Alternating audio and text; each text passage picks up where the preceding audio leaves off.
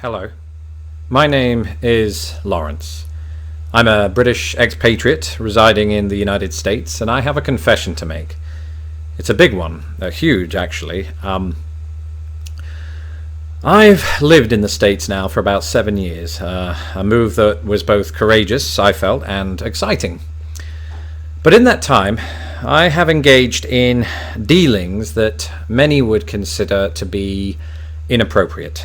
Now, it's going to alarm many of you to hear what I have to say, but the time is right to hold up my hands and come clean. In several incidents between 2008 and 2015, I have been guilty of knowingly, sometimes premeditatively, using my sexy British voice to impress Americans. Look, I'm not proud of these actions, nor do I present anything in the way of an excuse today. That said, allow me to explain what led to these regrettable instances. It was the winter of 2008. I was standing in the international section of the supermarket, a grocery store for my American viewers. I overheard an American couple next to me and my wife ogling at the Cadbury bars. British chocolate is so much better than Hershey's, seemed to be the general consensus. And at that moment, during a separate conversation I was having with my wife about the cost of pork pies, I intentionally raised my voice. And I did this for a very, very specific reason. I did it to let that couple know that not only were they surrounded by wonderful British produce, but by a living, breathing Englishman with an unspeakably dreamy voice.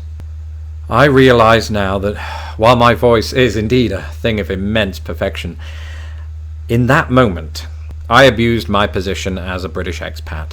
This was wrong. Even if the couple did subsequently hang on my every word, including the part where I convinced them that pickled onions were a good thing, this was wrong. I wish I could tell you that this was an isolated case, that I turned my back on such manipulative and untoward behavior. The truth is, it became habitual. Within months of my first US job interview, actually, the abuse turned toward fellow professionals. I knew then that I could improve my chances of a job offer if I played up my leadership qualities, my analytical experience, and yes, my irresistibly attractive brogue. "Tell me about yourself," the interviewer said. "Well, I'm British." Yeah, I genuinely believe that quality alone would push me to the top of the hiring list. The fact that it did does not make what I did any more excusable. And, in all, I confess to upward of 1,000 separate misdemeanors over the course of the last 7 years.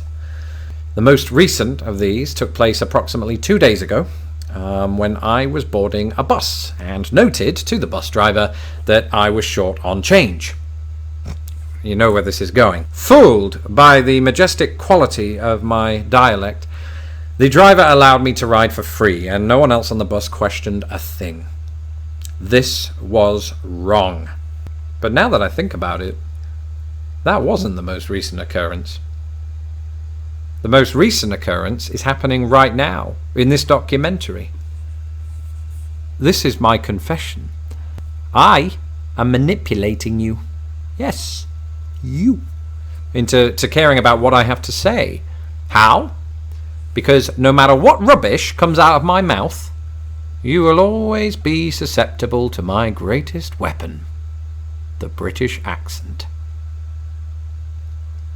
For this, I take full responsibility, and I hope you will forgive me soon. Thank you.